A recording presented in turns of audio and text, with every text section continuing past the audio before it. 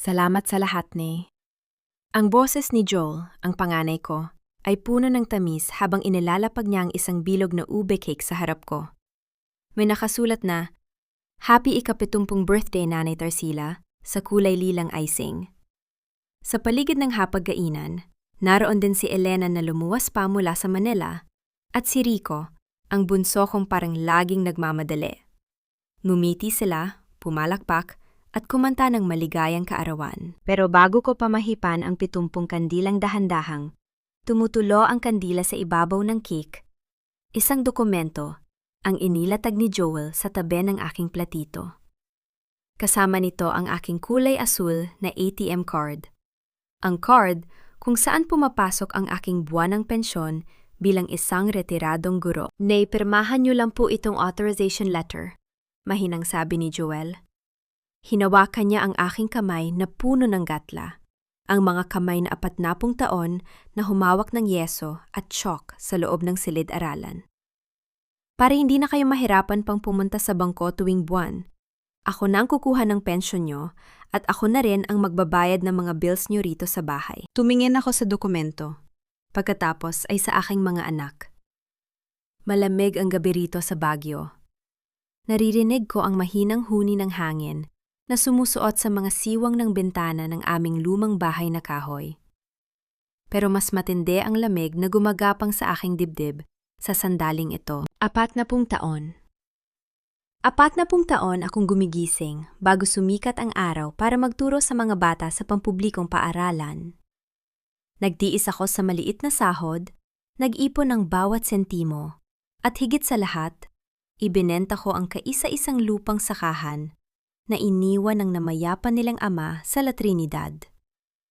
Lahat ng iyon ay para lang maging engineer si Joel, maging accountant si Elena, at makatapos si Rico. Ang akala ko, ang mga diploma nilang nakasabit sa dingding, ang magsisilbing proteksyon ko sa aking pagtanda. Nay, pirmahan niyo na, udyok ni Elena habang abala sa pagkain ng litson. Hindi siya makatingin sa akin ng diretsyo. Para naman less stress sa inyo.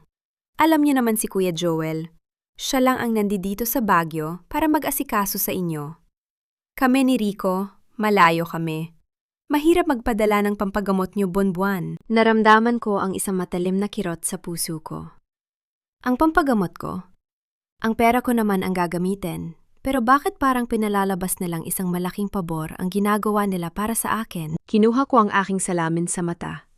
Yung luma at gasgas na ginagamit ko noon sa pagwawasto ng mga test papers. Isinuot ko ito at dahan-dahang binasa ang sulat. Bilang isang guro, sanay akong maghanap ng mali sa bawat pangungusap.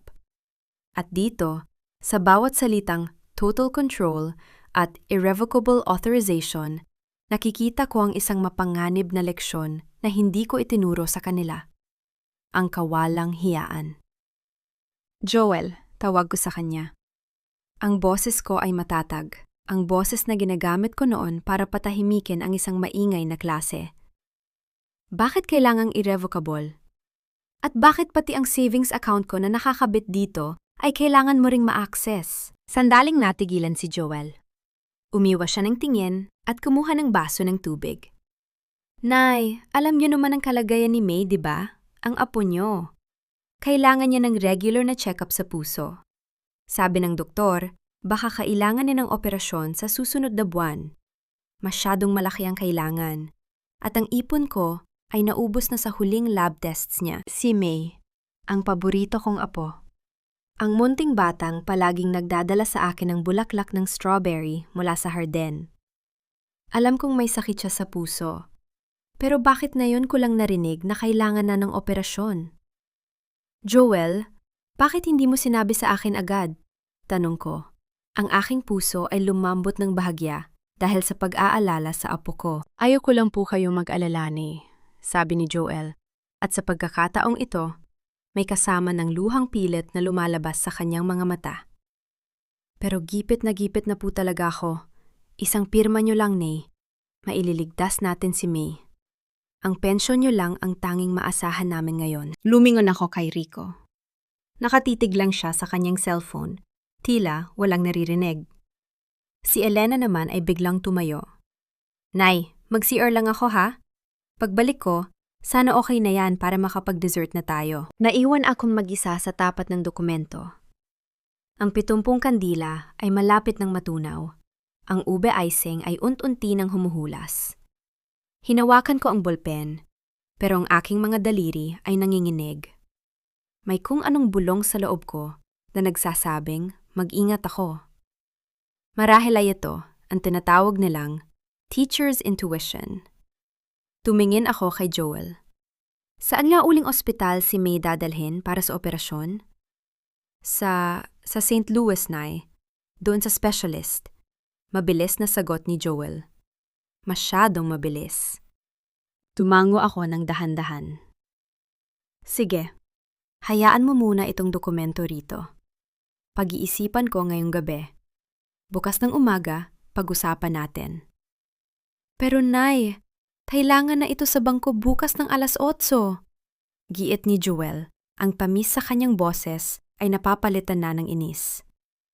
Sabi ng manager, kailangang maipasa nga to para ma-process ang transfer ng funds para sa deposito sa ospital. Joel, 70 taon na ako.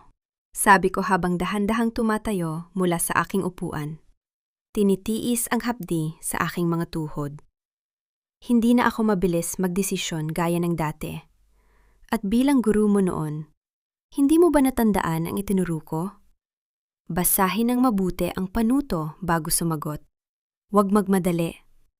Kinuha ko ang dokumento at ang aking ATM card. Hindi ko ito ibinigay sa kanya. Sa halip, isinilid ko ito sa bulsa ng aking makapal na cardigan. Nay, tawag ni Joel. Bakas ang galit sa kanyang mukha. Hindi ko siya nilingon. Naglakad ako patungo sa aking silid. Bit-bit ang bigat ng isang katotohanang ayaw kong tanggapin. Pagpasok ko sa kwarto, sumandal ako sa pinto at huminga ng malalim.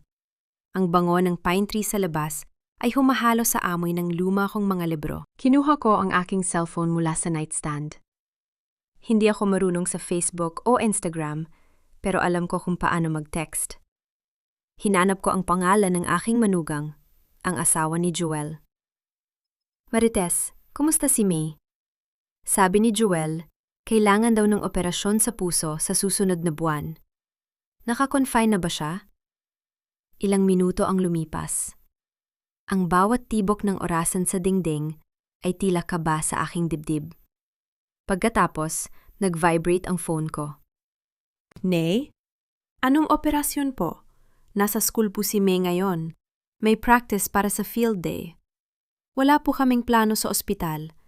Bakit po? May nangyari ba? Nanlamig ang aking buong katawan. Ang papel na nasa bulsa ko ay tila naging nagniningas na uling. Hindi lang pagnanakaw ang balak ni Joel. Ginamit niya ang buhay ng sarili niyang anak para lang makuha ang huling pera ng nanay niya. Sa labas ng pinto, narinig ko ang mahinang usapan ng 3 kong anak. Ano, pipirma ba? Bulong ni Rico. Kailangan pumirma yan, sagot ni Joel. Ang boses ay wala na ni isang bahid ng pagmamahal. Kung hindi, lahat tayo damay sa utang ko sa Manila. Elena, siguraduhin mong hindi yan makakatakas bukas. Rico, bantayan mo ang telepono sa labas. Napaupo ako sa gilid ng aking kama. Ang aking mga anak, ang aking mga best students, ay nagpaplano na ngayon kung paano ako uubusin. Ang 70 taon ng aking buhay ay tila naging isang malaking pagkakamali. Pero hindi pa ako patay. At sa paaralan ng buhay, ang isang guro ay hindi basta-basta sumusuko sa mga pasaway na estudyante. Dahan-dahan kong binuksan ang aking lumang aparador. Sa ilalim ng mga nakatuping damit, kinuha ko ang aking itim na notebook. Ang notebook kung saan ko itinatala ang bawat sentimong pumasok at lumabas sa pamilyang ito sa loob ng 4 na dekada. Ito na ang huling pagsusulit nyo. Bulong ko sa dilim, habang dahan-dahang pumapatak ang aking luha sa lumang papel. At sisiguraduhin kong babagsak kayong lahat. Malamig ang umaga sa Baguio. Ang puting hamog ay tila mga aninong pilit na sumisilip sa siwang ng aking bintana. Ngunit Mas matindi ang ginaw na dala ng katahimikan sa loob ng aming bahay. Kagabi, hindi ako nakatulog. Nakayakap ako sa aking itim na notebook, ang lihim kong saksi sa bawat pisong pinaghirapan ko at bawat pisong dahan-dahang ninanakaw ng sarili kong dugo. Nang lumabas ako ng silid, sinalubong ako ng amoy ng bagong luto na kapeng barako. Isang eksenang dapat sana ay nagbibigay ng kapanatagan kung hindi ko lang alam na ang bawat ngiti ng mga anak ko ay may kalakip na patibong. Good morning, Nay! Happy birthday +1! Masayang bati ni Elena. Nakaupo siya sa hapagkainan, abala sa pagtitimpla ng asukal. Heto po, ipinagluto kaya ni Kuya Joel ng paborito niyong champorado. Mainit pa yan. Naupo ako ng dahan-dahan. Ang bawat kilos ko ay maingat.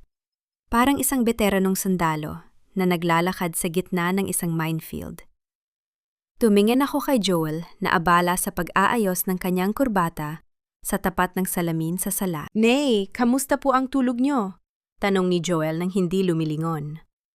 Sana ay napag-isipan niyo na yung tungkol sa authorization letter.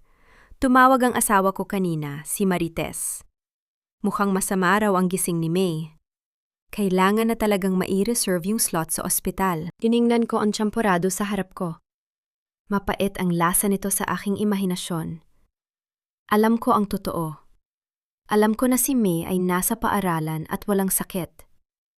Ngunit bilang isang guro, alam ko rin na ang pinakamabisang paraan para mahuli ang isang sinungaling ay ang hayaan siyang magsalita hanggang sa masakal siya sa sarili niyang mga salita. Joel, tawag ko sa kanya habang hinahalo ang aking pagkain. Sabi mo kagabi, kailangan ng deposito sa St. Louis. Pero bakit sabi ni Marites sa text ko sa kanya, wala naman daw kayong plano sa ospital? Biglang tumigil ang kamay ni Joel sa kanyang korbata. Ang katahimikan sa sala ay naging kasing bigat ng semento. Nakita ko ang mabilis na paglingon ni Elena kay Joel. Isang senyales na tanging magkakutsaba lamang ang nakakaintindi. Nay, ano po? Mabilis na lumapit si Joel sa mesa. Pilit na ibinabalik ang kanyang professional na boses. Siguro ayaw lang po kayong saktan ni Marites. Alam niyo naman yon, masyadong emosyonal. Ayaw niyang isipin niyo na gipit kami. Pero ang totoo ni, ako ang kausap ng doktor. Ako ang nagdadala ng bigat. Utang na loob naman ni, singit ni Elena. Ang boses niya ay puno ng peking pag-aalala. Huwag na nating pahirapan ang isa't isa. Kami na nga itong gumagawa ng paraan para maalagaan kayo at ang apo niyo. Si Kuya Joel ang nagsasakripisyo rito sa Baguio, habang kami ay nagpapakahirap sa Manila para makapagpadala rin ng pambayad sa bills niyo rito. Bills. Doon ako napatitig. Speaking of bills, sabi ko habang dahan-dahang tumatayo, may hinahanap akong resibo ng kuryente. Sabi ni Joel, pinabayaran niya yon gamit ang allowance na iniiwan ko sa kanya linggo-linggo. Naglakad ako patungo sa ilalim ng hagdan kung saan nakatabi ang aming mga lumang dokumento. Sinundan ako ng mga mata nila. Mga matang puno ng kaba. Kunwari ay naghahanap ako ng gamot sa rayuma.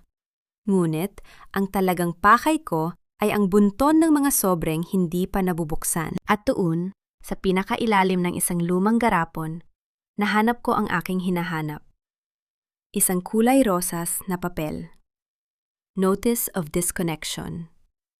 Nanlamig ang aking mga daliri. Ayon sa papel, 3 buwan na kaming hindi nakakabayad ng kuryente. Mahigit 15,000 piso ang utang. Ngunit bawat buwan, ibinibigay ko kay Joel ang pambayad mula sa aking maliit na savings. Bukod pa sa perang iniaabot ko para sa pagkain. Joel, sabi ko habang iwinawagayway ang kulay rosas na papel. Sabi mo, bayad na ang kuryente.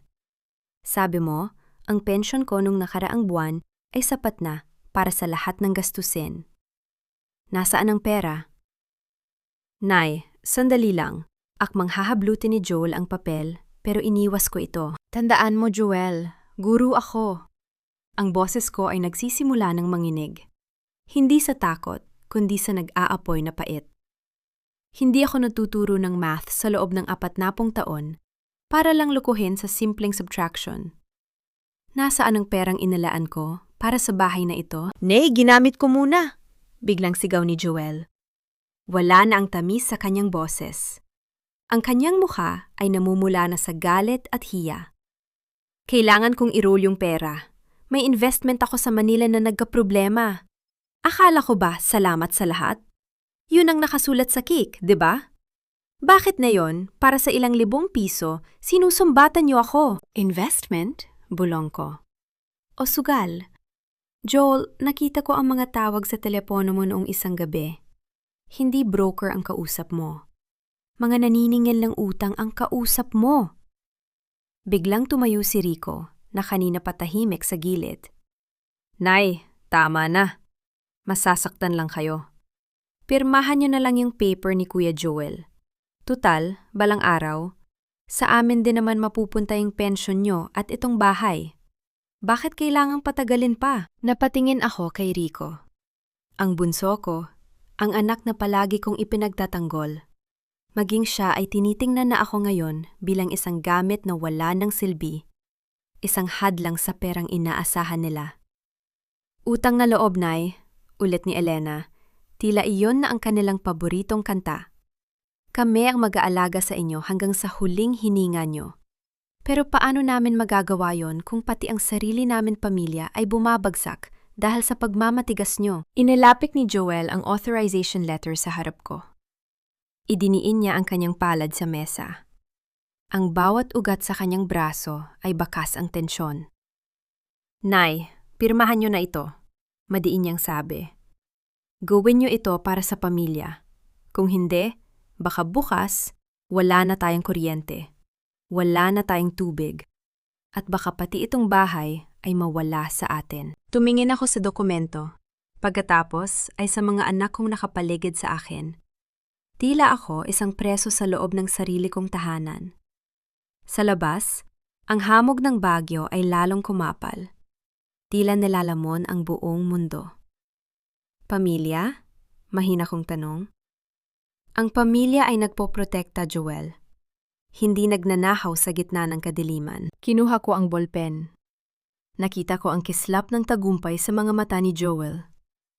Ngunit bago ko idikit ang dulo nito sa papel, narinig ko ang isang mahinang kaluskos mula sa itaas ng hagdan. Doon, nakatayo ang apo kong si May. Hawak niya ang kanyang maliit na teddy bear at ang kanyang mga mata ay puno ng luha. May hawak siyang isang piraso ng papel. Isang dokumentong nahulog mula sa folder ni Joel kaninang madaling araw. Lola? Tawag niya sa akin sa gitna ng panginginig. Ang tingin ni Joel ay lumipat kay May. At sa isang saglit, nakita ko ang tunay na takot sa kanyang mga mata. Hindi takot para sa anak, kundi takot na mabisto ang pinakamalaking lihim na kanyang itinatago. May, bumalik ka sa kwarto mo! Bulyaw ni Joel. Ngunit huli na, dahil ang papel na hawak ni May ay may tatak ng bangko. At ito ay hindi tungkol sa kuryente o sa operasyon sa puso. Ito ay isang final notice of foreclosure para sa aming bahay. Ang bahay na itinayo namin ng tatay nila, ang tanging alaala na mayroon ako, ay isinangla na pala ni Joel nang hindi ko alam. Ang puso ko ay tila tumigil sa pagtibok. Tumingin ako kay Joel, ang anak na itinuring kong katuwang. Ang aking kamay na humahawak ng ballpen ay biglang tumigas. Ito ba ang huling leksyon niyo para sa akin? Bulong ko, habang ang aking paningin ay nagdidilim sa galit. Ang itapon ako sa kalsada pagkatapos niya akong ubusin? Nay, makinig kayo, pilit ni Joel. Umalis kayo sa harap ko. Sabi ko nang may boses na kasing lamig ng yelo. Lahat kayo. Ngayon din. Cliffhanger. Joel steps forward, not to leave, but to grab Tarsila's arm. He is no longer the loving son. Hindi tayo matatapos dito, Nay. Magpipirmahan tayo. Sa ayaw nyo o sa gusto. Naramdaman ko ang diin ng mga daliri ni Joel sa aking braso. Hindi ito ang hawak ng isang anak na nag-aalay ng pagmamahal. Ito ang kiskis ng bakal na nagnanais na kuhanin ang huling proteksyon ng aking buhay. Sa loob ng 40 taon sa loob ng silid-aralan, hinarap ko ang mga pinakapasaway na estudyante, pero walang naghanda sa akin sa hapdi ng hawak ng sarili kong panganay. Nay, huwag niyo na kaming pahirapan. Ang buliw ni Joel. Ang kanyang mukha, na kanina ay maamo, ay tila naging isang maskara ng kasakiman. Pirmahan niyo na ito. Ang bahay ay mawawala na sa atin sa susunod na buwan kung hindi natin mababayaran ang utang sa Manila. Gusto niyo bang magpasko tayo sa kalsada? Bitawan mo ako, Joel. Madiin kong sabi. Kahit nanginginig ang aking boses dahil sa takot at pait, pilit kong pinanatili ang dangan ng isang guro. Ang bahay na ito ay hindi sayo. Paano mo nagawang isangla ang kaisa-isang alaala ng tatay niyo nang wala akong kinalaman? Para sa amin din yun, Nay. Sigaw ni Elena mula sa likuran.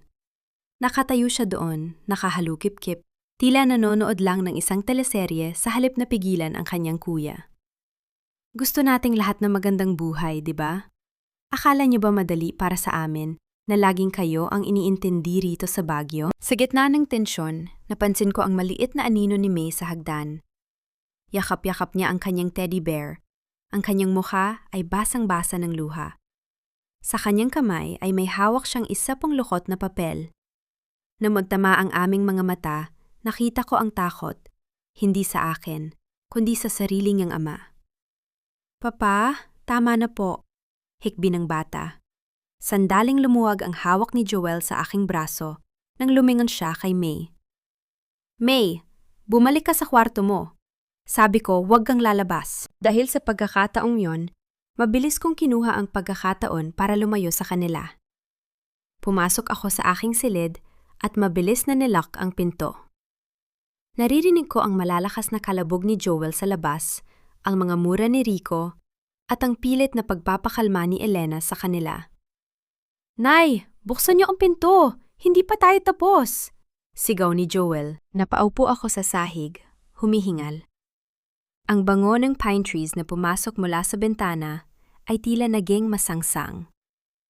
Ang bahay na ito, na binuo namin ng tatay nila sa gitna ng hirap, ay naging isang kulungan. Kinuha ko ang papel na inabot ni May sa akin kanina bago ako makapasok ng kwarto. Inilapag ko ito sa aking lamesa sa ilalim ng liwanag ng aking lumang desk lamp. Isa itong resibo mula sa ospital na ipinapakita ni Joel sa akin noong nakaraang linggo. Ang patunay na kailangan ni May ng operasyon. Bilang isang dating guro, ang aking mga mata ay sanay sa pag-audit ng mga dokumento. Kinuha ko ang aking pulang bolpen, ang bolpen na ginamit ko sa loob ng 4 na dekada para ituwid ang mga mali ng aking mga estudyante. Dahan-dahan kong sinuri ang bawat linya. Mali ang T-I-N. Bulong ko sa sarili. Ang hospital code na ito, hindi ito sa St. Louis.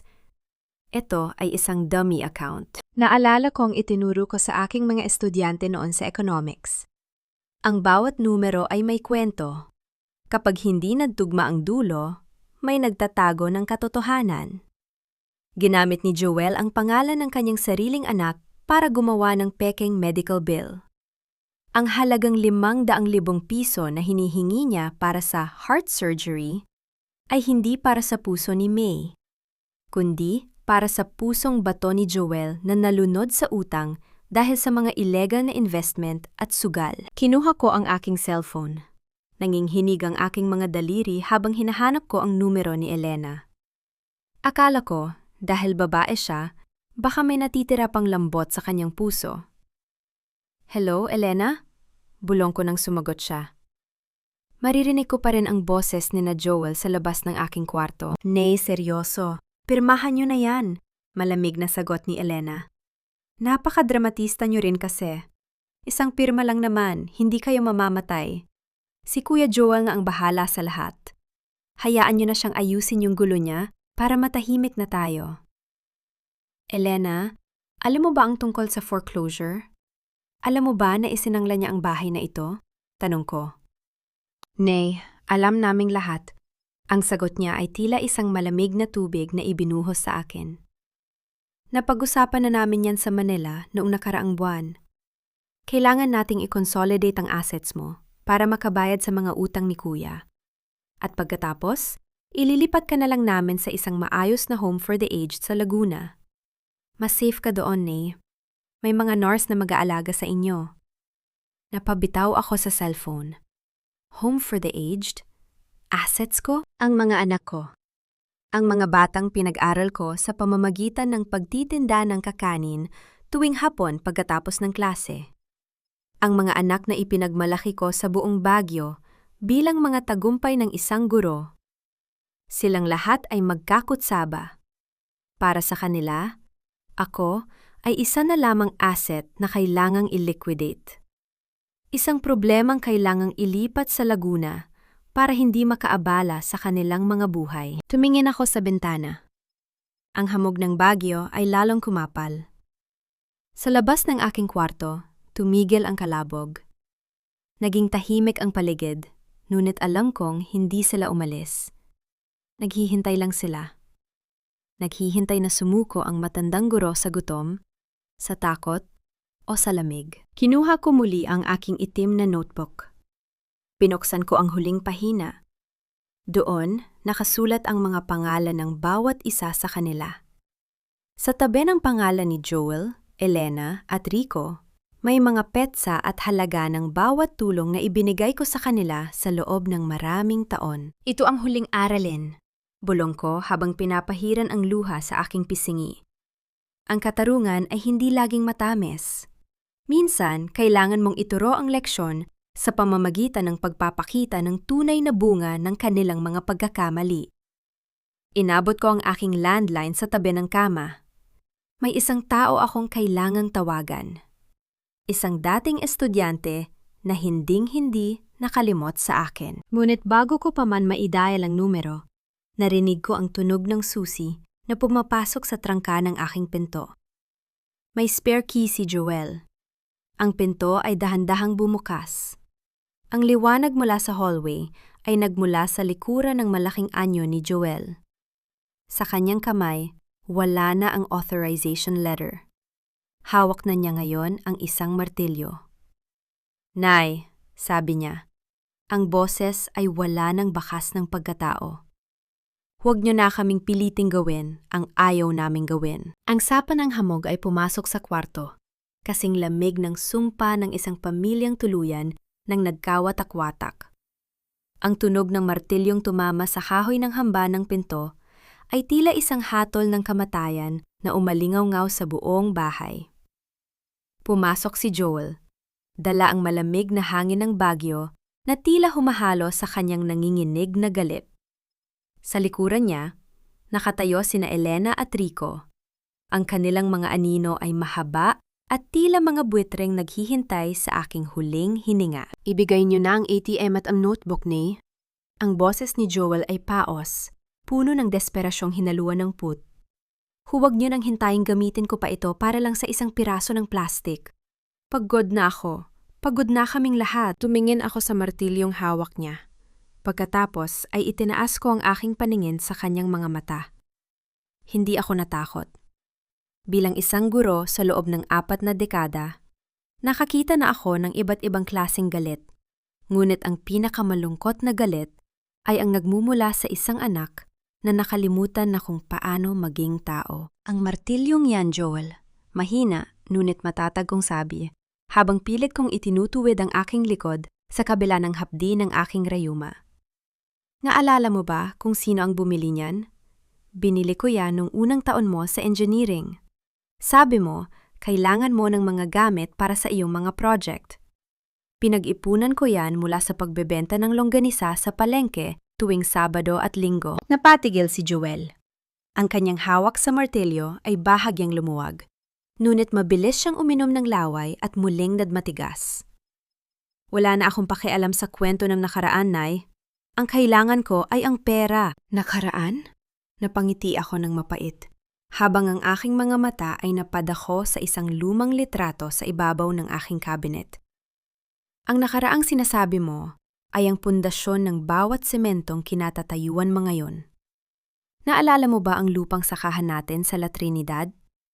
Ang lupang iniwan ng tatay mo para sana may mapagkunan tayo ng pagkain habang buhay? Tumalikod ako ng bahagya at hinaplos ang aking itim na notebook. Ang bawat pahina nito ay amoy lumang papel at sakripisyo. Ibinenta ko ang lupang iyon, Joel. 3 ektarya ng matabang lupa na tinaniman ng tatay mo ng pawis at dugo. Ibinenta ko yon para lang makatapos ka. Para lang maging Engineer Joel Valderrama ka. Noong araw na nakuha ko ang pera, umiyak ako sa tapat ng puntod ng tatay mo dahil alam kong wala na akong maipapamana sa inyo kundi ang inyong edukasyon. At nangako ka sa akin noon, hawak mo ang aking kamay. Sabi mo, Nay, kapag nagkatrabaho na ako, hindi na kayo kailangang magbilad sa araw muli. Kuya, tama na ang grama niyan. Singit ni Elena mula sa pintuan. Ang kanyang boses ay matinis at puno ng inis. Nay, bakit ba palagi niyong isinusumbat yung lupa? Bayad na yon. Pinapadalhan ko kayo ng pera buwan-buwan mula sa Manila, di ba? Hindi ba sapat na pambayad yon sa sakripisyo niyo noon? Lumingon ako kay Elena, ang accountant kong anak. Ang anak na bihasa sa pagbalanse ng libro, pero bulag sa pagbalanse ng pagmamahal. Ang pagmamahal ng isang ina ay hindi isang utang na may interest, Elena. Sabi ko sa kanya. Hindi niyo ito mababayaran ng kahit ilang libong piso, kung ang kapalit naman ay ang aking dangal. Ang akala ko ay tinuruan ko kayo kung paano bumuo ng buhay. Pero ang itinuro ko pala sa inyo ay kung paano maging mga linta na uubos sa huling patak ng dugo ng taong nagluwal sa inyo. Biglang sumugod si Joel at hinablot ang aking bag na nakapatong sa kama. Marahas niyang hinalugog ang loob nito, itinapon ang aking mga gamot, ang aking lumang panyo, at ang aking rosaryo sa sahig. Ngunit nang mabuksan niya ang zipper ng bulsa, nanlaki ang kanyang mga mata. Walang laman ang bag. Wala roon ang ATM. Wala roon ang itim na notebook. Nasaan? Bulyo ni Joel habang itinatapon ang bag sa dingding. Nasaan ang card, Nay? Alam kong hindi niyo mailalabas yun sa kwartong ito. Nanatili akong tahimik. Sa gitna ng kaguluhan, nakita ko muli si May sa siwang ng pinto.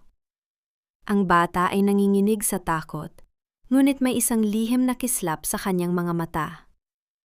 Doon ko naalala ang ginawa ko kaninang madaling araw, habang ang lahat ay natutulog, habang nagpapanggap silang nagmamahal sa akin sa hapagkainan, dinala ko si May sa harden. Ibinigay ko sa kanya ang isang maliit na lata ng biskwit na nakabalot sa plastik. Sinabi ko sa kanya na itago yon sa ilalim ng malaking puno ng pine tree sa likod ng bahay.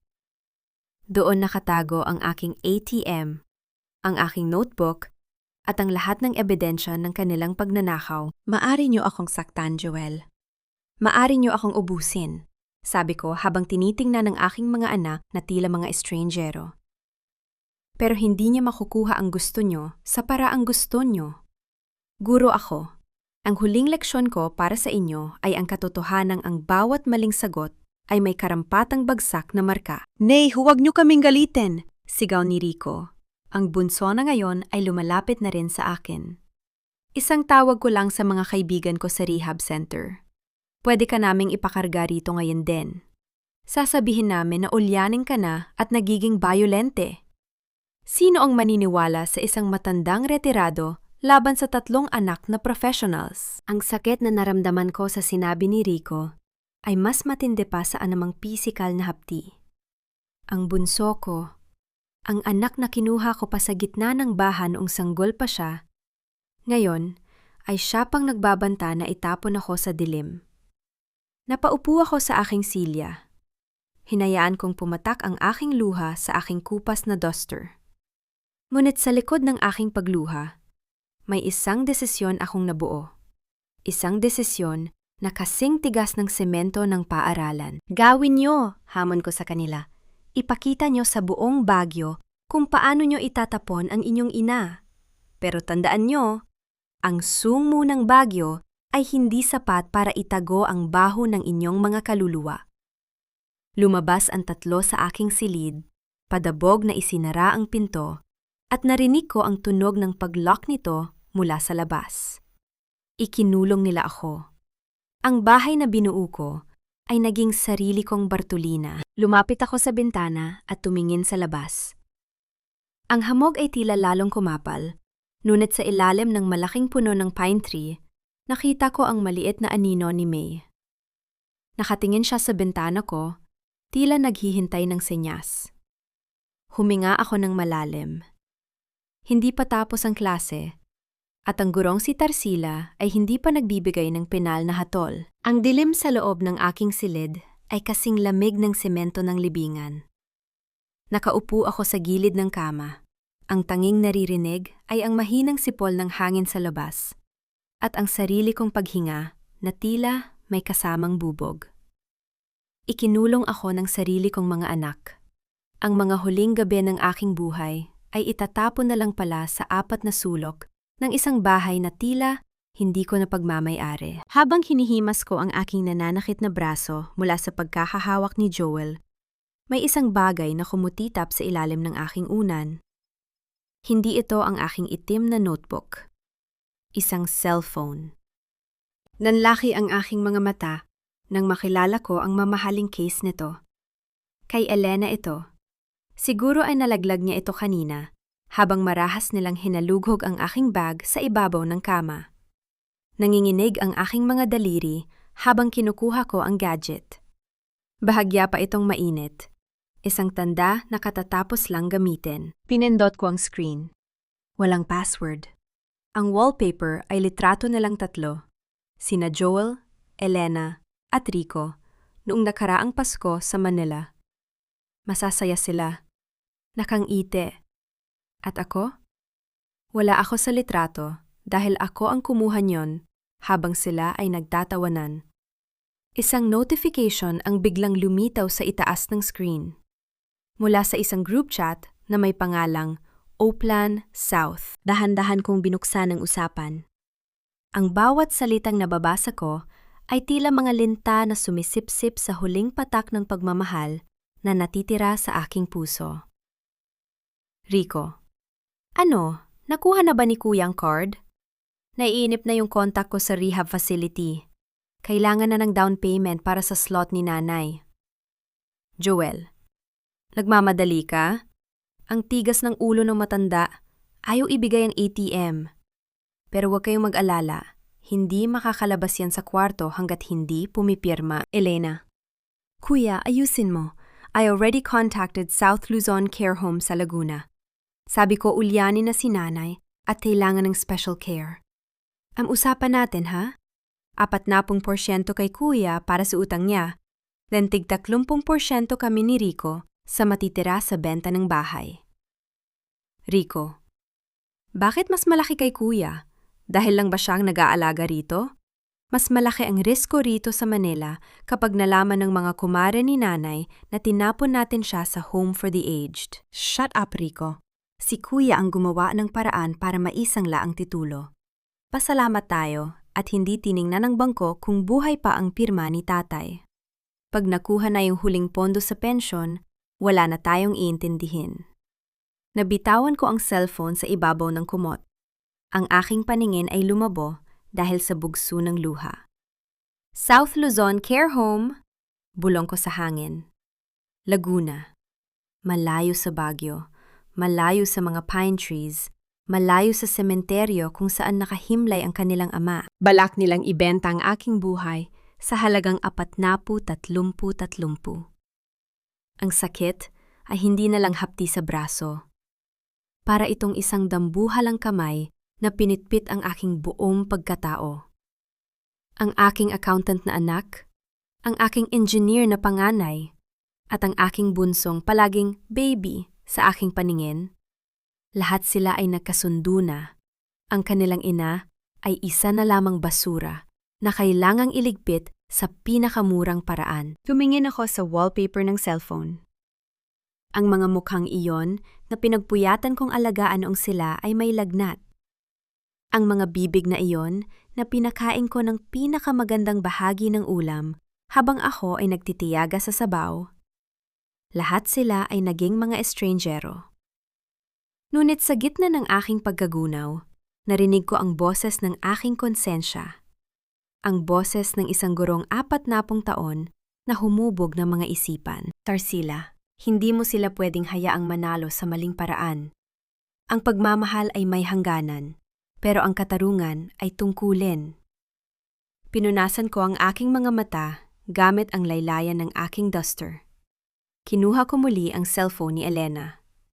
Gamit ang sarili kong lumang cellphone, kinuhanan ko ng litrato ang bawat usapan sa group chat. Bawat plano, bawat pag-amin sa peking pirma, bawat benta ng aking pagkatao. Ito ang aking test paper. At dito ko sila babagsakin. Isang bagong mensahe ang pumasok. Joe. Elena, nasaan ang phone mo? Kanina pa nagre-ring dito sa baba. Baka tumatawag na yung bayo ng lupa. Huwag mong sabihin nga iwan mo sa kwarto ni nanay. Narinig ko ang mabilis na yabag ng mga paa sa hallway. Papunta na sila rito. Mabilis kong isinilid ang cellphone ni Elena sa loob ng punda ng aking unan at humiga ako ng patagilid, nagkunwaring natutulog at humihikbi. Ang puso ko ay tila tambol na nagbababala ng bigmaan. Bumukas ang pinto. Pumasok si Elena, hingal na hingal. Nay? Nay, gising ka ba? Hindi ako kumibo. Naramdaman ko ang kanyang paglapit, ang kanyang paghahanap sa ibabaw ng nightstand, hanggang sa marinig ko ang kanyang buntong hininga ng relief nang mahanap niya ang phone sa gilid ng unan ko. Akala ko nawala na, bulong ni Elena. Bago siya lumabas, tumigil siya sandali at tumingin sa akin. Patawad, Nay, pero kailangan din naming mabuhay. Nang sumara ang pinto at marinig ko muli ang tunog ng lock, dahan-dahan akong bumangon. Ang boses ni Elena ay wala ng epekto sa akin. Ang patawad na binanggit niya ay kasing walang kwenta ng tuyong dahon ng pine tree. Tumingin ako sa bintana. Ang hamog ay tila nagbigay daan sa liwanag ng buwan. At doon, sa ilalim ng puno, nakita ko si May na dahan-dahang kumakaway. Alam ko na ang susunod kong gagawin. Ito na ang huling aralin sa klase ni Ginang Tarsila Valderrama.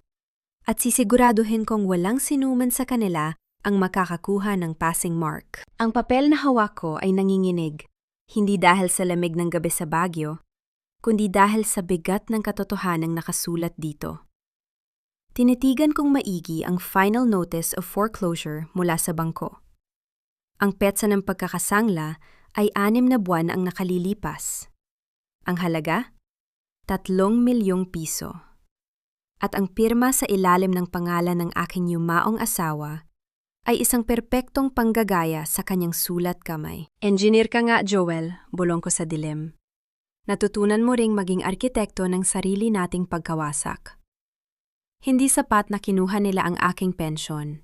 Hindi sapat na pinagplanuhan nilang itapon ako sa Laguna.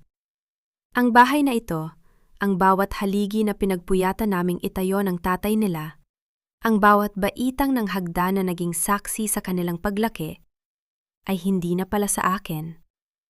Ibinenta na nila ang aking huling kanlungan bago pa man ako mawala ng hininga. Narinig ko ang pagpihit ng doorknob. Dahan-dahan, pumasok si Joel. Wala na siyang dalang martilyo, pero ang kanyang mga mata ay mas matalas pa sa anumang talim. May dala siyang isang basong tubig at 2 puting tableta. Nay, uminom na kayo ng gamot, sabi niya. Ang boses ay pilit na pinapakalma. Masyado kayong na-stress kanina. Kailangan niya ring makapagpahinga para bukas maayos na ang lahat. Tiningnan ko ang mga tableta. Anong gamot ito, Joel? Pampakalma? O pampatulog para hindi ko na marinig ang pagdating ng mga taong kukuha sa akin para dalhin sa Laguna? Napatigil si Joel sa gitna ng silid. Ang baso ng tubig sa kanyang kamay ay bahagyang manginginig. Anong sinasabi niyo, Nay? Inilabas ko ang foreclosure notice mula sa ilalim ng aking unan at ibinato ito sa kanyang paanan. Kasunod nito ay ang aking lumang cellphone kung saan nakadisplay ang litrato ng group chat nilang magkakapatid. Oplan South, madiin kong sabi. Accountant si Elena, kaya alam niya kung paano i-liquidate ang nanay niya. Engineer ka naman, kaya alam mo kung paano gibayan ang pundasyon ng pamilyang ito. At si Rico? Siyang tagahakot, hindi ba? Ang mukha ni Joel ay dahan-dahang nagbago. Ang kunwaring pag-aalala ay natunaw, pinalitan ng isang malamig at madilim na ekspresyon na hindi ko kailanman nakita sa aking anak. Ibinaba niya ang baso sa mesa at dahan-dahang lumapit sa akin. Sana ay hindi niyo nalang binasa ang mga yan, Nay. Sabi niya, ang boses ay wala ng kahit anong emosyon. Sana ay pumirma na lang kayo ng tahimik. Mas magiging madali sana ang lahat para sa inyo. Madali? Tumayo ako. Kahit nanginginig ang aking mga tuhod. Joel, 18 taon akong nagbayad ng hulog sa bahay na ito. 40 taon akong nagturo para lang siguraduhin na may mapapamana ako sa inyo. At ngayon, sasabihin mo sa akin na mas madali kung hahayaan ko kayong itapon ako na parang basurang wala ng pakinabang? Matanda na kayo, Nay. Biglang bulyaw ni Joel. Ang kanyang sigaw ay yumanig sa mga luma naming dingding. Ulyanin na kayo. Hindi nyo na alam ang ginagawa nyo sa pera nyo. Ang bahay na ito, anong gagawin nyo rito? Mag-isa kayong mabubulok dito habang kami ay nalulunod sa utang sa Manila. Kailangan namin ng pera. Kailangan kong isalba ang career ko. Sa pamamagitan ng pagnanakaw sa akin? Tanong ko. Pati ang pirma ng tatay mo, ginaya mo. Wala kang kasing lapastangan, Joel. Patay na si tatay, Nay. Wala na siyang magagawa. Lumapit siya sa akin at hinawakan ako ng mahigpit sa magkabilang balikat. Makinig kayo. Pipirmahan niyo ang huling transfer documents bukas ng umaga.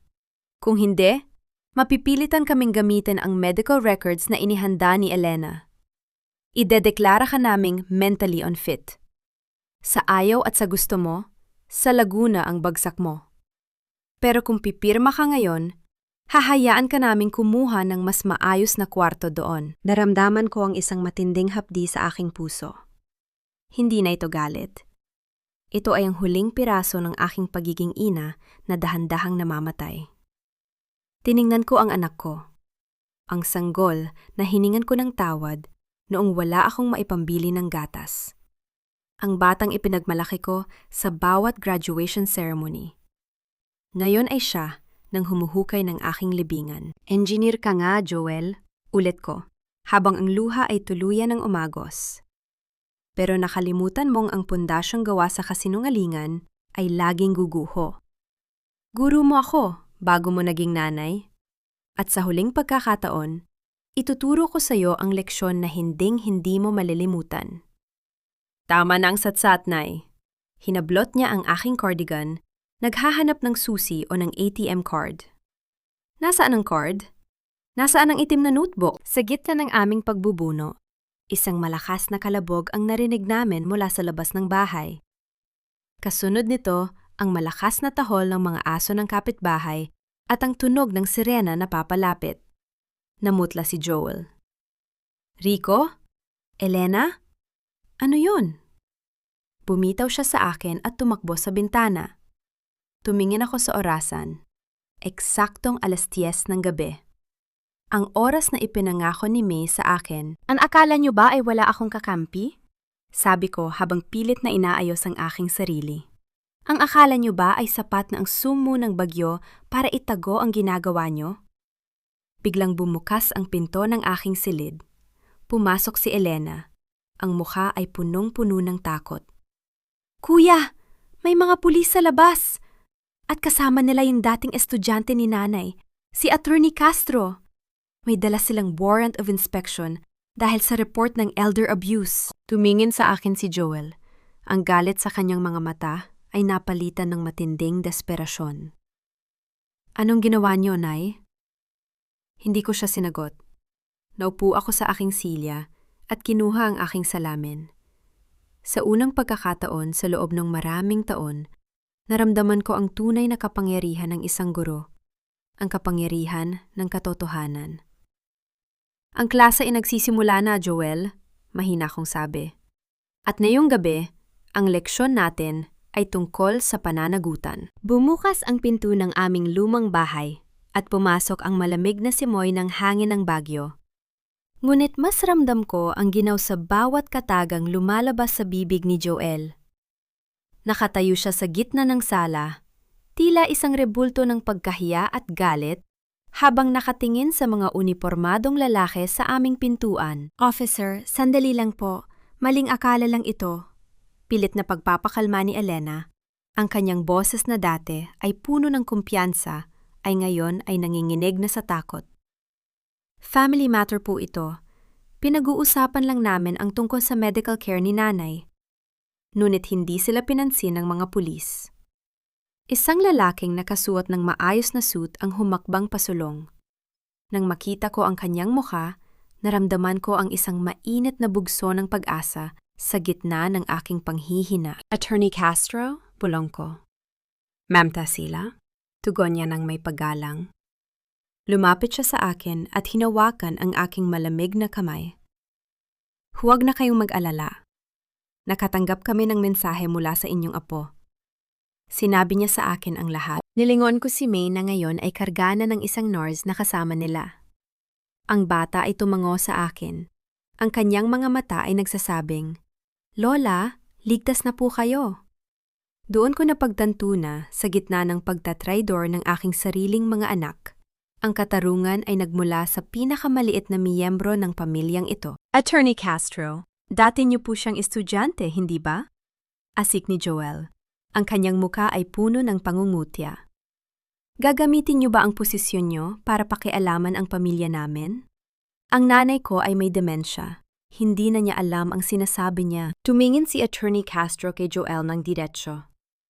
Engineer Valderrama, ang demensya na sinasabi niyo ay kailangang dumaan sa pagsusuri ng korte, hindi ng inyong group chat.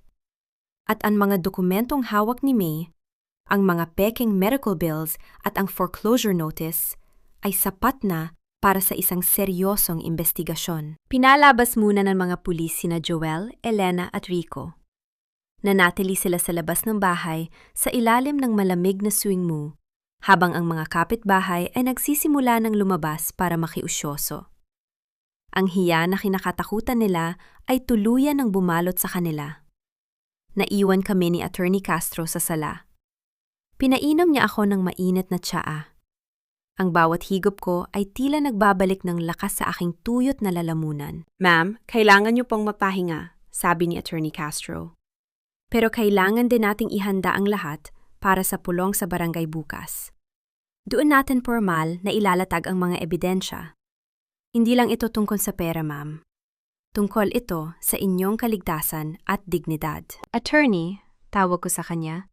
Ang boses ko ay matatag na muli. Hindi ko akalaing ang huling araling ituturo ko ay para sa sarili kong mga anak. Akala ko, sapat na ang ibinigay ko sa kanila noon. Akala ko, ang diploma ang magtuturo sa kanila ng kabutihan. "Ang diploma po ay piraso lang ng papel, ma'am." Malungkot na sagot niya. "Kayo ang nagturo sa akin noon na ang tunay na talino ay nasusukat sa kung paano mo pinakikitunguhan ang mga walang kalaban-laban. At ngayon, ako naman ang magsisilbing boses nyo." Matapos silang makaalis, lumabas ako sa balkonahe. Ang bagyo sa gabi ay tila isang malaking canvas ng mga kumukutitap na ilaw sa kabundukan. Ngunit ang puso ko ay nakatuon sa malaking puno ng pine tree sa likod ng bahay. Lumakad ako patungo roon. Tinitiis ang hapdi ng aking mga binti. Doon, sa ilalim ng mga tuyong dahon, nahanap ko ang lata ng biskwit na itinago ni May. Pagbukas ko, nandoon ang aking itim na notebook. Pinuklat ko ang mga pahina, ang listahan ng bawat matrikula, bawat allowance, bawat sakripisyo. Internal audit, bulong ko sa sarili. Ito ang terminong laging ginagamit ni Elena sa kanyang trabaho. Ngayong gabi, gagawin ko ang sarili kong audit. Bibilangin ko, hindi ang perang nawala, kundi ang bawat pagkakataong hinayaan ko silang abusuhin ako dahil sa bulag na pagmamahal. Habang nakatingin ako sa notebook, Naramdaman ko ang presensya ng isang tao sa likuran ko. Si Joel. Hinayaan siyang pumasok ng mga pulis para kumuha ng ilang personal na gamit, ngunit pinili niyang sundan ako rito sa dilim. Nay, mahina niyang tawag. Wala na ang bangis sa kanyang boses, ngunit wala pa ring tunay na pagsisisi. Ititigil niyo ba talaga ito? Ipapahiya niyo ba talaga kami sa buong Baguio? Engineer ako, Nay. Accountant si Elena. Kapag nalaman ito ng mga kliyente namin, mawawalan kami ng trabaho. Paano na kami? Paano na si May? Lumingon ako sa kanya. Ang hamog ay tila nagbigay ng isang maputlang liwanag sa kanyang muka. Natatakot ka sa mawawalang trabaho, Joel? Pero hindi ka natakot noong isinasangla mo ang bahay na pinaghirapan namin ng tatay mo? Tanong ko. Natatakot ka para kay May? Pero ginamit mo ang pangalan niya sa peking operasyon para lang makapagnakaw? Nay, kailangan ko lang ng puhunan. Tumigil ka na, Joel. Putol ko sa kanya. Iniladlad ko ang notebook sa harap niya. Ang klaseng ito ay tapos na. Bukas, sa harap ng barangay, hindi ako haharap bilang nanay mo na laging nagpapatawad. Haharap ako bilang si Ginang Tarsila Valderrama, ang gurong magbibigay sa inyo ng markang nararapat sa inyong mga gawa. Tumalikod ako at naglakad pabalik sa loob ng bahay. Bitbit ang aking lata ng biskwit na tila isang kayamanan. Sa bawat hakbang ko, nararamdaman ko ang bigat na dahan-dahang nawawala sa aking dibdib. Bukas, ang sungmu ng Baguio ay lilipas din, at ang katotohanan ay sisikat na parang araw sa umaga. Ngunit bago ako tuluyang makapasok, nakita ko si Elena na mabilis na nagdetect sa labas ng gate. May kausap siya sa telepono, at ang mga salitang narinig ko ay nagpatigil sa akin sa pintuan. Siguraduhin mong hindi makakarating ang mga original documents sa barangay bukas. Bulong ni Elena sa telepono. Gawin mo ang lahat kahit mawala pa ang notebook na yan. Naramdaman ko ang mabilis na tibok ng aking puso. Hindi pa sila sumusuko. At sa pagkakataong ito, handa silang burahin ang huling piraso ng katotohanang hawak ko. Ang sumu sa labas ng barangay hall ng Upper Point ay kasing lamig ng katahimikan sa loob ng conference room. Nakaupo ako sa dulo ng mahabang mesa, suot ang aking pinakapormal na blazer. Ang suot ko noon kapag may meeting kami sa Department of Education. Sa tapat ko, nakaupo sina Joel, Elena at Rico. Nakasuot sila ng kanilang mga office clothes. Pilit na pinananatili ang imahe ng mga respetadong professionals sa harap ni Kapitan Bautista. Ma'am Tarsila, pasensya na po at kailangang umabot tayo sa ganito. Simula ni Kapitan na isa ring dating estudyante ko noong elementarya. Pero dahil sa seryosong akusasyon ng inyong abogado, kailangan nating dumaan sa tamang proseso. Wala kaming ginagawang masama, Kapitan. Mabilis na singit ni Elena. Inayos niya ang kanyang salamin at tumingin sa akin ng may halong banta. Ang notebook na sinasabi ni nanay ay produkto lang ng kanyang pagkalito. Accountant ako. Alam ko kung paano mag-audit. Ang totoo, si nanay ang nagwaldas ng sarili niyang pondo at ngayon ay kami ang sinisisi. Tumingin ako kay Attorney Castro na nasa tabi ko. Tumango siya. Hudyat na oras na para ilabas ang aking sandata. Dahan-dahan kong inilapag ang itim na notebook sa ibabaw ng mesa. Ang bawat pahina nito ay tila naging nagniningas na uling sa paningin ng aking mga anak. Kapitan, bilang isang guro sa loob ng 40 taon, itinuro ko sa mga bata na ang bawat pagkakamali ay may pagkakataong ituwid. Simula ko, ang boses ko ay kalmado, ngunit umaalingaw-ngaw sa buong silid. Pero ang mga pagkakamaling ito ay hindi na lang basta maling sagot sa test paper. Ito ay mga krimen. Pinuklat ko ang notebook sa pahinang may petsang Hunyo 2023. Joel, naalala mo ba ito? Sabi mo, kailangan mo ng pampiyansa sa trabaho dahil sa isang maling estimate. Ibinigay ko sa iyo ang 50,000. Tiningnan ko si Joel ng diretso sa mata. Pero ayon sa record na nakuha ni attorney, Ang perang yon ay napunta sa isang online gambling site. At heto ang record ng aking pension ATM. Isang transfer na hindi ko pinayagan papunta sa account ni Elena noong nakaraang buwan. Nay, pautang lang yon. Sigaw ni Joel. Pilit na itinatago ang panginginig ng kanyang mga kamay. Pautang? Pati ba ang pirma ng tatay mo sa foreclosure notice ng bahay natin, pautang din? Tumayo ako at inilapag ang final notice of foreclosure sa harap ni Kapitan. Ginamit mo ang pangalan ng patay para magnakaw sa buhay, Joel. At kayong dalawa, Elena at Rico. Alam niyo ang lahat, pero pinili niyong manahimik dahil gusto niyo ring makabahagi sa benta ng bahay pagkatapos niyo akong itapon sa Laguna. Ang mga tao sa labas ng silid, mga kapitbahay at iba pang opisyal ng barangay ay nagsimulang magbulungan. Ang publikhiya ay dahan-dahang gumagapang sa balat ng aking mga anak. Nakita ko ang pagyuko ni Rico at ang pamumutla ni Elena. Hindi lang ito tungkol sa pera, Kapitan. Patuloy ko. Ginamit nila ang buhay ng apo ko, si May. Gumawa sila ng peking hospital bills para pilitin akong isuko ang lahat ng kontrol sa aking pensyon. Heto ang orihinal na sulat mula sa St. Louis Hospital na nagpapatunay na walang naka-schedule na operasyon si May. Tama, nanay. Ipapahiya niyo ba talaga kami rito? Bulyaw ni Joel. Tumayo siya at hinampas ang mesa. Engineer ako. May dangal ako. Ang dangal, Joel, ay hindi nanggagaling sa titulo. Nanggagaling ito sa katotohanan. Sabi ko nang walang kukurap-kurap.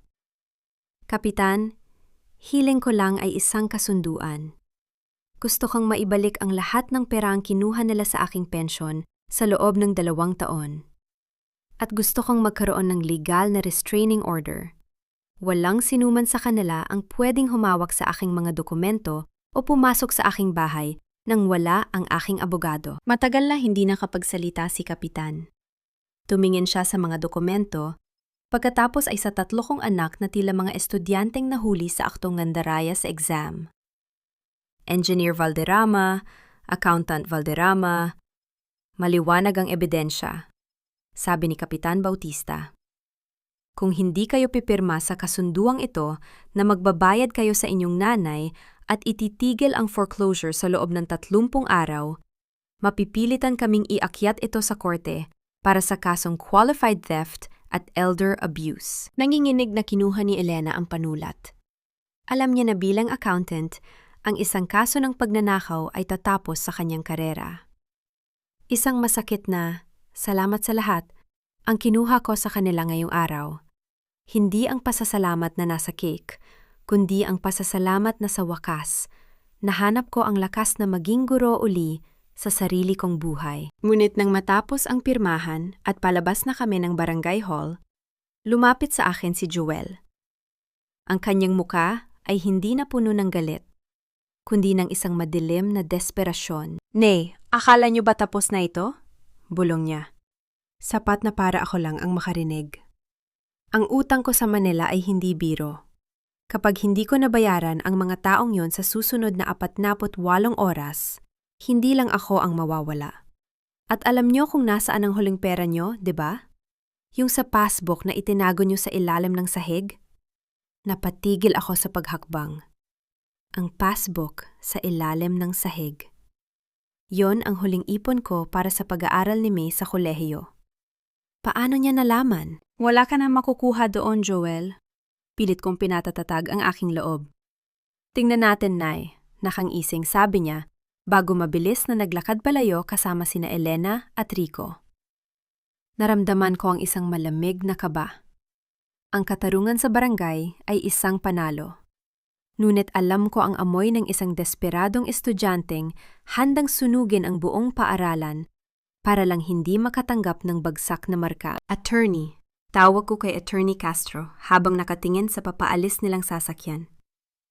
Kailangan natin bumalik sa bahay. Na yun din. Mabilis ang pagmamaneho ni Attorney Castro patungo sa aking bahay.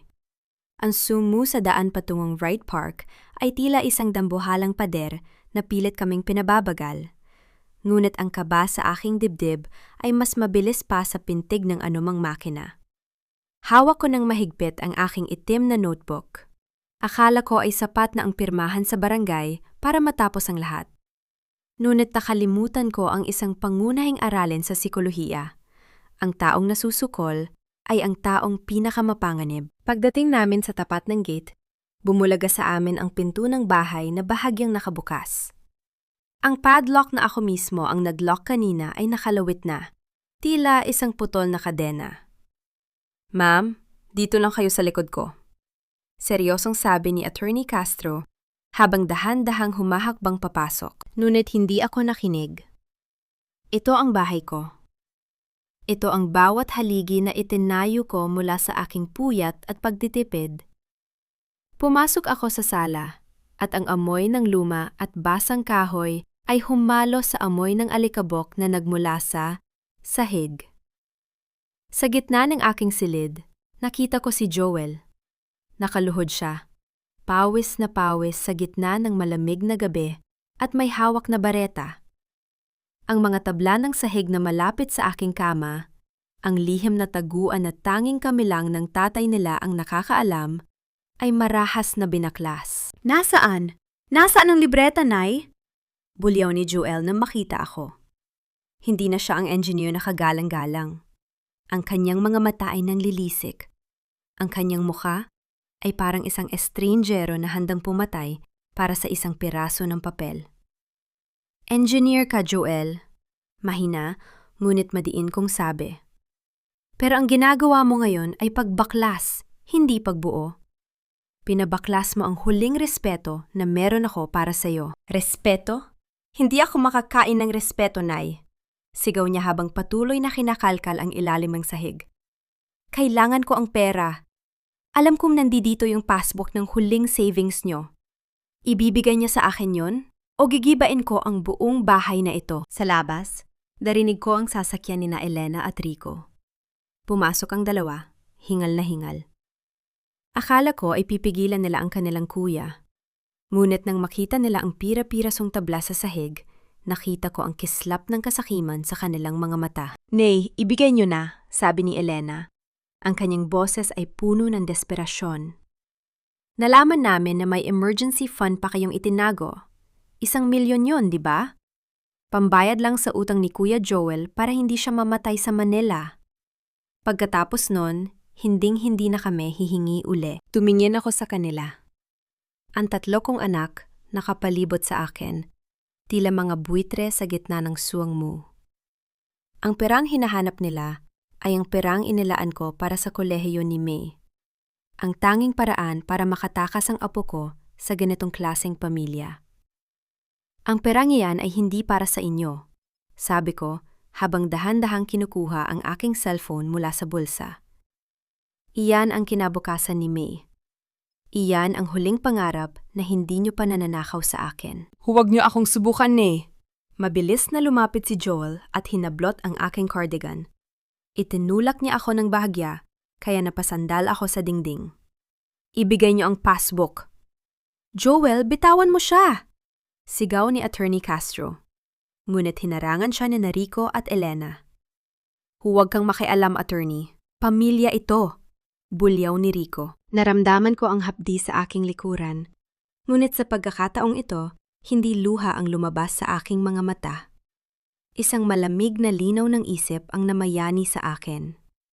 Tiningnan ko si Joel ng diretso sa mata. Ang mga matang dati ay puno ng kislap noong bata pa siya, pero ngayon ay puno na ng dilim. "Joel," tawag ko sa kanya. "Naalala mo ba noong graduation mo? Sabi ko sa iyo, ang isang mahusay na engineer ay marunong tumingin sa structural integrity ng kanyang ginagawa. Tingnan mo ang sarili mo. Gumuho ka na, anak. Wala ka ng pundasyon." "Ibigay mo ang pera!" ulit niya. Akmang itataas ang bareta. "Wala rito ang passbook, Joel," sabi ko nang may pinalidad. "Kanina, pagkatapos nating mag-usap sa barangay, ibinigay ko na yon kay Kapitan para ideposito sa isang trust fund na tanging si May lang ang makaka-access pagtuntong niya ng 18 taon. Wala na kayong makukuha sa akin. Kahit 1 sentimo. Naniga si Joel. Ang bareta sa kanyang kamay ay dahan-dahang bumagsak sa sahig, lumikha ng isang nakakangilong tunog. Ang katahimikan sa kwarto ay tila mas lalong nagpalamig sa gabi. Nay, bakit? Hitpi ni Elena. Paano naman kami? Binigyan ko na kayo ng lahat, sagot ko, habang pinapahira ng isang butil ng luhang hindi ko na mapigilan. Binigyan ko kayo ng diploma, ng lupa, ng pensyon, at ng pagkakataong maging mabuting tao. Pero mas pinili nyo ang maging magnanakaw. Dahan-dahan kong itinaas ang aking cellphone. Kanina pa naka-on ang line. Hindi kay Kapitan. Ito na ang huling leksyon mo, Joel. At para sa inyong dalawa, Elena at Rico, sabi ko habang nakatingin sa screen. Ang bawat maling gawa ay may katapat na parusa. At sa paaralang ito, hindi sapat ang patawad para makapasa. Sa labas ng bahay, narinig namin ang tunog ng mga sirena. Hindi na ito barangay tanod. Ito ay ang mga pulis mula sa Baguio City Police Office na tinawagan ko bago pa kami makarating ng bahay. Officer. Sabi ko sa kabilang linya, ang boses ko ay kasing tigas ng semento ng aking silid-aralan. Nandito sila. Itutuloy ko ang demanda. Tumingin ako kay Joel na ngayon ay napaupo na lang sa sirang sahig, habang sina Elena at Rico ay pilit na nagtatago sa likod ng isa't isa. Ang sungmu ay pumasok sa loob ng bahay, kasing lamig ng hapon na aking ibinigay. Tapos na ang klase. Bulong ko sa sarili habang naririnig ang malalakas na yabag ng mga pulis sa aming hagdan. Ang silab ng mga pulang ilaw mula sa sasakyan ng pulis ay tumatagos sa makapal na hamog ng Baguio na tila mga sugat na bumubukas sa madilim na gabi. Sa loob ng aking sala, ang amoy ng alikabok mula sa binaklas na sahig ay humalo sa amoy ng malamig na bakal. Pumasok ang 4 na pulis. Ang kanilang mabibigat na yabag ay nagpatahimik sa ingay ng pagmamakaawa ni Elena. Sino ang nag-report ng domestic disturbance at attempted robbery? Tanong ng isang opisyal, ang kanyang paningin ay mabilis na dapos sa baretang hawak ni Joel. Ako, officer. Mahina, pero matatag kong sabi. Itinuro ko ang sirang sahig at ang aking mga anak. Ang mga taong ito ay pumasok sa aking silid ng walang pahintulot.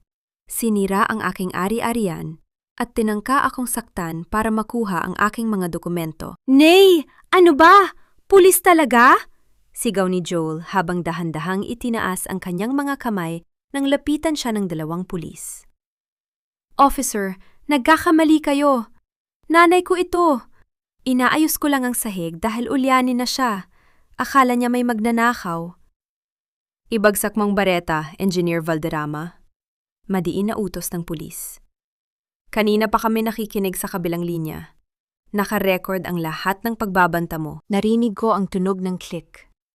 Ang malamig na bakal ng posas na dumaing sa mga pulso ni Joel. Sa buong buhay ko, ang tanging pangarap ko ay makita siyang magsuot ng mamahaling relo bilang tagumpay ng kanyang pagiging engineer. Pero heto ako ngayon, pinapanood siyang gapusin ng batas. Nay, maawa kayo! Biglang lumuhod si Elena sa harap ko, humahagulhol habang nakahawak sa laylayan ng aking duster. Isipin niyo ang sasabihin ng mga tao. Kapag nalaman ito sa munisipyo, sisirain niyo ang pangalan namin. Accountant ako, Nay. Mawawalan ako ng lisensya kapag nadamay ako sa kasong pagnanakaw. Haya, Elena? Tiningnan ko siya ng may matinding pait. Na yan mo iisipin ng hiya? Noon pinagpaplanuhan niyo sa group chat kung paano ako itatapon sa Laguna para lang mahati-hati niyo ang benta ng bahay na ito. Naisip niyo ba ang hiya? Nay, pamilya tayo, singit ni Rico. Ang boses ay puno ng takot. Ang pamilya nagpapatawad. Huwag niyo kaming ituloy sa kulungan, Nay. Sino na lang ang mag-aalaga sa inyo? Doon ako dahan-dahang tumayo. Inayos ko ang aking salamin at humarap sa kanila. Hindi bilang isang matandang ulyanen na madaling lokohin, kundi bilang si Ginang Tarsila Valderrama na hinarap ang libu-libong estudyante sa loob ng 4 na dekada. Ang pamilya ay hindi isang lisensya para maging masamang tao, sabi ko. Ang boses ko ay umaalingaw-ngaw sa buong bahay. Elena, Rico, sinasabi niyo na, ang dangal niyo ang itataya ko? Mali kayo. Ang dangal ko ang itataya ko para matuto kayo. Mas pipiliin kong mamatay na mag-isa rito sa Baguio kaysa mabuhay sa piling ng mga linta na ang tanging alam ay ubusin ang sariling ina. Nay, please! Iurong niyo ang demanda! Pagsusumamo ni Joel habang kinakaladkad siya ng mga pulis palabas ng pinto. Lumabas din kami ni na Attorney Castro sa balkonahe. Sa labas ng gate, nandoon na ang mga kapitbahay. Ang mga taong dati ay bumabati sa akin ng Ma'am Tarsila. Nang may paggalang, ay ngayon ay tahimik na nanonood.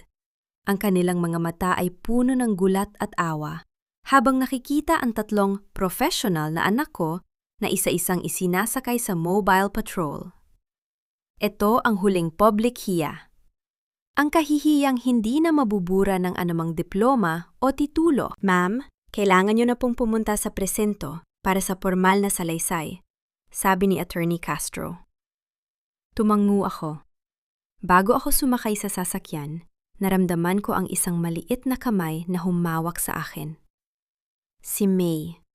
Nakatingin siya sa papa niya na nasa loob na ng sasakyan ng pulis. Lola, aalis na po ba si Papa? Mahinang tanong ng bata. Niyakap ko si May ng mahigpit. Sandali lang anak, may kailangan lang siyang tapusin na aralin. Pero huwag kang mag-alala, andito si Lola. Hinding-hindi kita pababayaan. Habang dahan-dahang bumababa ang sasakyan mula sa aming kalsada, nakita ko ang aking bahay na unting nilalamon ng sungmu. Ang bahay na binuo ko sa loob ng 70 taon ay naging saksi sa pinakamasakit na pagtatapos. Naramdaman ko ang hapdi sa aking dibdib. Ang bigat ng pagiging ina na tila naging isang malaking pagkakamali. Pero sa kabilang banda, naramdaman ko ang isang kakaibang gaan. Ang pension card ay nasa bulsa ko. Ang itim na notebook ay ligtas. At sa kauna-unahang pagkakataon, sa loob ng maraming taon, hindi na ako kailangang matulog nang may takot na baka ang susunod na sipa sa aking pinto ay mula sa sarili kong anak. Tapos ng klase, bulong ko habang pinapahiran ang huling butil ng luha. Bagsak kayong lahat. Ang tunog ng sirena ay dahan-dahang naglaho sa gitna ng malamig na gabi. Iniwan ang bagyo na kasing tahimik ng isang sementeryo. Ngunit kasing linaw ng isang katotohanang hinding-hindi na mababago. Lumipas ang 3 buwan na tila mga pahina ng isang lumang libro na dahan-dahang binubuklat sa ilalim ng sikat ng araw. Ang makapal na hamog na bumalot sa aming tahanan noong gabi ng aking kaarawan ay tuluyan ng napawi. Iniwan ang malinis at malamig na hangin ng Baguio na muli kong nalalanghap ng maluwag. Nakatayo ako sa aking hardin. Hawak ang isang maliit na gunting habang pinuputulan ang mga tuyong dahon ng aking mga rosas. Sa tabi ko, nakaupo si May sa isang maliit na bangko, abala sa pagbabasa ng isang storybook. Wala na ang takot sa kanyang mga mata. Napalitan na ito ng kislap ng isang batang alam na siya ay ligtas. Ma'am Tarsila, magandang umaga po, bati ni Attorney Castro habang binubuksan ang gate. May dala siyang isang asul na folder at isang maliit na supot ng mainit na pandesal. Magandang umaga, attorney, ngiti ko sa kanya.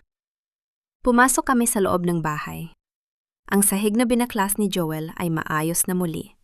Pinagawa ko ito gamit ang sarili kong ipon.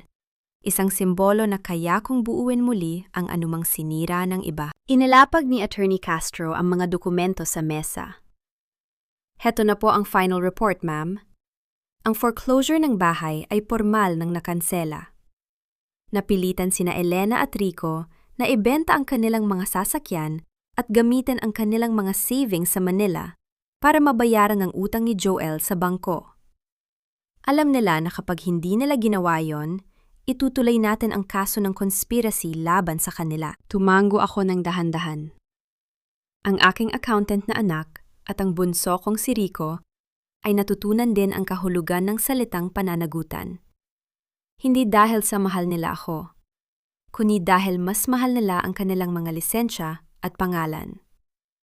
Isang masakit na katotohanan, pero sapat na para sa akin. Kumusta si Joel? Tanong ko. Ang boses ko ay walang pang-inghinig. Denied ang huling petition niya for bail. Seryosong sagot ni attorney. Dahil sa bigat ng ebidensya ng falsification of documents at ang testimonya ni Marites tungkol sa medical fraud, mukhang tatagal siya sa loob. Sinasabi niya raw na gusto kayong makita, ma'am. Humihingi siya ng patawad. Tinitigan ko ang aking itim na notebook na nakapatong sa patungan ng Biblia. Ang patawad, attorney, ay ibinibigay ng Diyos. Pero ang hustisya ay ibinibigay ng tao para sa kaayusan ng mundo. Sabihin mo sa kanya, hindi muna ako handang makita siya. Ang huling araling ibinigay ko sa kanya ay kailangan niyang pag-aralan ng mag-isa sa loob ng selda. Pagkaalis ni attorney, kinuha ko ang aking kulay asul na ATM card mula sa aking pitaka. Hinaplos ko ang makinis na plastic nito. Ito ang card na muntik nang maging metsa ng aking pagpapatapon sa Laguna. Ngayon, ito ay simbolo na ng aking kalayaan.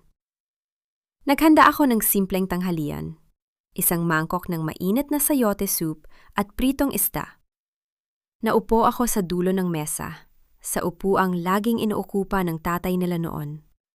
Sa tapat ko, naroon ang bakanting upuan ni na Joel, Elena at Rico. Tahimik ang buong bahay. Wala nang sumisigaw, wala nang nagnanakaw ng aking mga gamit. Wala nang nagpapanggap na nagmamahal sa akin para lang sa aking pensyon. Ang katahimikan ay tila isang malalim na buntong hininga ng relief. Minsan, sumasagi sa isip ko ang sasabihin ng ibang tao. Napakalupit na ina naman ni Ma'am Tarsila, ipinakulong ang sariling anak. Pero mabilis ko itong ibinawakse. Bilang isang guro, alam ko na ang pinakamalupit na bagay na magagawa mo sa isang estudyante ay ang hayaan siyang lumaki ng walang disiplina at walang takot sa batas. Kinuha ko ang aking notebook at pinuklat ang huling pahina. Kinuha ko ang aking pulang bolpen at dahan-dahang gumuhit ng isang malaking check sa tapat ng mga pangalan nila. Grado. Bagsak sa karakter pero pasado sa katarungan. Lola, kain na po tayo? Tawag ni May habang papalapit sa mesa. Oo anak, kain na tayo. Ngiti ko sa kanya. Habang kumakain ako ng mag-isa kasama ang aking apo, naramdaman ko ang tunay na kapayapaan. Ang pensyon ko ay sapat na para sa amin ni May. Ang bahay ay akin uli. At ang dangal ng isang guro ay nanatiling buo sa kabila ng unos. Nakatitig ako sa bintana, sa mga pine trees na sumasayaw sa hangin. Ang buhay ay tila isang mahabang semester. May mga pagsusulit na mahirap, may mga araling masakit, pero sa huli, ang mahalaga ay nakatapos ka ng may malinis na konsensya. Wala na ang mapait na kick. Ang natira na lang ay ang tamis ng kalayaan na ako mismo ang magpanalo. Isang taon ang mabilis na lumipas, at ang umaga sa Baguio ay muling binalot ng mapuputing hamog. Ngunit sa pagkakataong ito, hindi na ako nanginginig sa takot. Nakaupo ako sa aking paboritong tumba-tumba sa balkonahe, suot ang makapal na cardigan na niniting ko noong nakaraang buwan. Sa aking kandungan, nakapatong ang aking itim na notebook. Hindi na para itala ang mga utang at tataksilan, kundi para isulat ang mga pangalan ng mga batang eskolar na tinutulungan ko ngayon. Ginamit ko ang bahagi ng aking naipong pensyon at ang perang ibinayad ni na Elena at Rico para magtayo ng isang maliit na study center sa silom ng aming bahay. Pinangalanan ko itong Silid Aralan ni Tarsila. Dito, tuwing hapon, ay nagtitipon ang mga batang mahihirap sa aming barangay para magpaturo ng math at reading. Lola, tapos na po kaming magmerienda. Tawag ni May habang papalapit sa akin. Tumingin ako sa aking apo. Malusog na siya, masayahin, at nangungguna sa kanyang klase. Siya ang naging katuwang ko sa pagpapatakbo ng study center. Sa bawat ngiti niya, nakikita ko ang katuparan ng pangarap na muntik nang nakawin sa akin. Kumusta ang aking mga anak? Si Joel ay nasa huling taon na ng kanyang sentensya. Ayon sa kanyang mga sulat, natututo na siyang magpakumbaba. Hindi ko pa siya binibisita, ngunit pinapadalhan ko siya ng mga libro. Gusto kong kapag lumabas siya, hindi na siya ang engineer na marunong lang mag-estimate ng semento, kundi isang lalaking marunong ng tumimbang ng tama at mali. Sina Elena at Rico naman ay bumibisita tuwing linggo. Hindi na sila dumarating na tila mga hare at reyna na naguutos. Ngayon, naghihintay sila sa gate, nagmamano at nagdadala ng mga prutas. Alam nilang ang bawat hakbang nila sa loob ng bahay na ito ay may kaakibat na respeto. Hindi ko sila itinakwil dahil inapa rin ako. Pero tinuruan ko silang ang pagmamahal ay hindi nangangahulugan ng pagpapagamit. Minsan, kapag tumitingin ako sa bintana at nakikita ang mga pine trees na sumasayaw sa hangin, naalala ko ang gabi ng aking 70 kaarawan. Ang sakit ng gabing iyon ang naging pinakamahalagang leksyon ng aking buhay. Natutunan ko na, ang tunay na utang na loob ay hindi binabayaran ng pera, kundi ng dangal at katotohanan. Hinaplos ko ang aking itim na notebook at kinuha ang aking pulang ballpen. Isinulat ko ang huling talata para sa araw na ito. Ang isang guro ay hindi kailanman nagre-retiro sa pagtuturo. Minsan, ang pinakamahirap na estudyante ay ang sarili nating mga anak. At ang pinakamahalagang silid-aralan ay ang ating sariling tahanan. Ang katarungan ay maaaring magdala ng pait sa simula. Ngunit ito lamang ang tanging paraan para makamit ang tunay na kapayapaan. Isinara ko ang notebook at ipinikit ang aking mga mata. Ang hangin ng Bagyo ay humalik sa aking mga pisingi. Malamig, malinis, at malaya. Sa wakas, ang aking buhay ay nasa balanse na. Wala nang bagsak na marka. Pasado na ako sa sarili kong pagsusulit.